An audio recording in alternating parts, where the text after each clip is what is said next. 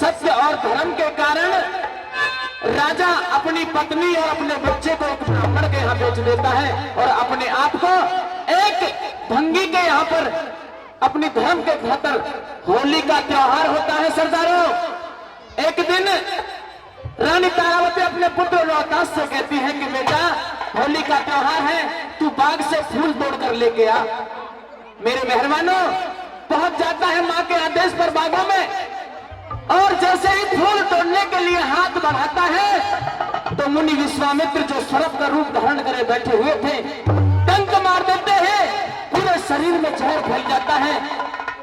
रोता है, विलकता है और कहता है, कोई सुन रहा हो तो मेरी माँ को जाके बताना कि तेरा रोहतास उस बागों के बीच में मृत शरीर में पड़ा है। जब रानी तारावती को पता चला तो रोती विलकती हुई अपने पुत्र को बागों में से उठाकर केले के पत्तों में ढक लेती है। मेरे प्रेमी साथियों, रोती है, अबला बिलकती है और पहुंच जाती है शमशान घाट में। उसी शमशान में जहां पर राजा हरिश्चंद्र हरिया के रूप में उस घाट पर अपनी नौकरी करा करते थे। देखते हैं, लकड़ी को से इकट्ठे करती है रानी तारावती और शमशान में चिता तैयार कर देती है। जैसे ही उस चिता में आग लगाना चाहती है, तुरंत राजा हरिश्चंद्र आ जाते हैं और चिता में लात मार देते हैं और एक बात के माध्यम से दोनों के सवाल जवाब बड़ी दर्द भरी लागनी है। आइए सुनेंगे क्या बताया।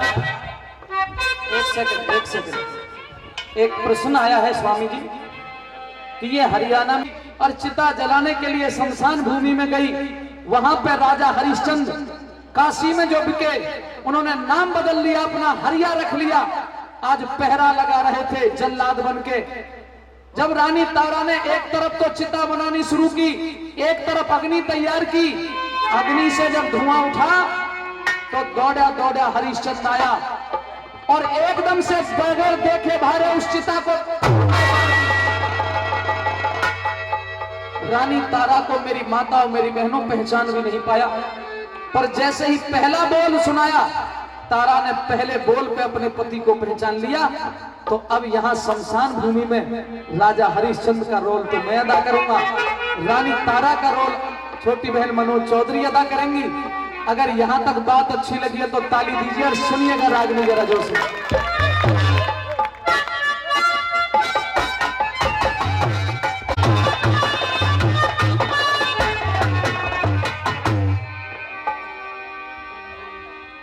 मध्य रात्रि के समय भाई साहब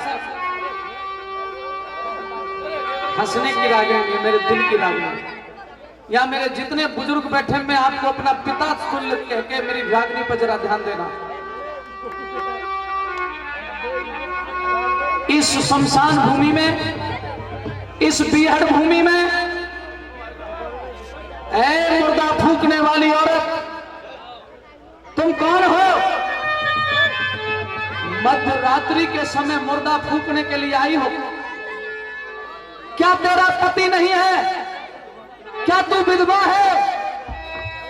और अगर तेरा पति है तो वो निर्दयी इस लाश को लेकर के स्वयं क्यों नहीं आया?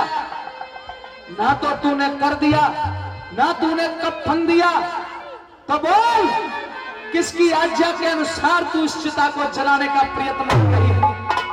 शोक मत रहे औरत, मेरी बात का जवाब दे। मुझे आज खुद नहीं पता कि मैं कौन हूं। आप मुर्दे का कफन और कर मांगते हो। ईश्वर के नेक बंदे, मैं आपसे हाथ जोड़ के विनती करती हूँ कि मुझ अबला पे इतना जुल्म न ढाइए। लेकिन मैंने क्या जुर्म किया? मुझे तो कर और कफन दे और चिता जला। लेकिन मेरे पास कर और कफन देने के लिए कुछ नहीं। अगर तेरे पास कर और कफन नहीं है तो चली जाओ। चली जाओ? अरे कैसे चली जाओ और क्यों चली जाओ?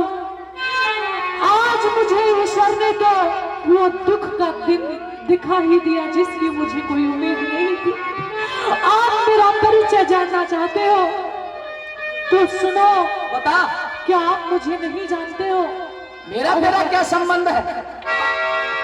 जिस इंसान ने कभी सुख दुख में हमेशा साथ दिया था, आज बुरे समय में वही मुझे पहचानने से मुकर गया। वो कैसे? महाराज, क्या आप मुझे नहीं जानते कि मैं कौन हूँ? नहीं। तो सुनो, मैं कोई और नहीं, कोई गैर नहीं, आपकी पत्नी तारावती हूँ महाराज। और ये लाश भी किसी और की नहीं, हमारे पुत्र रोहित की लाश है स्वामी। ये रोहित की लाश है। औरत, तूने कहीं से मेरी पत्नी का और मेरे बेटे का नाम याद कर लिया है, और मेरी पत्नी मेरे बेटे का नाम लेकर के तू मुझे स्वामी द्रोही बनाना चाहती है। औरत, इस दुनिया में झूठ बोलना सबसे बड़ा पाप है, और ये पाप तूने अपने सिर पे लगा लिया है। कह दे कि ना तो तू मेरी पत्नी है, ना मरने वाला मेरा बेटा है, ये जो भी कुछ है सब झूठ है। बोल दे से। काश कि ये सब झूठ होता महाराज। तो फिर सच क्या है? लेकिन यही सच है कि मैं तारा हूँ और ये रोहित है स्वामी, ये रोहित है। ओ विधाता, ओ परवरदिगार, ओ मेरी प्रारंभ लिखने वाले, ओ मैं ये क्या दृश्य देख रहा हूं? क्या सचमुच मेरे सामने मेरी प्राण प्रिय तारा खड़ी है? और क्या मेरे जिगर के टुकड़े रोहतास की लाश मेरे सामने पड़ी है?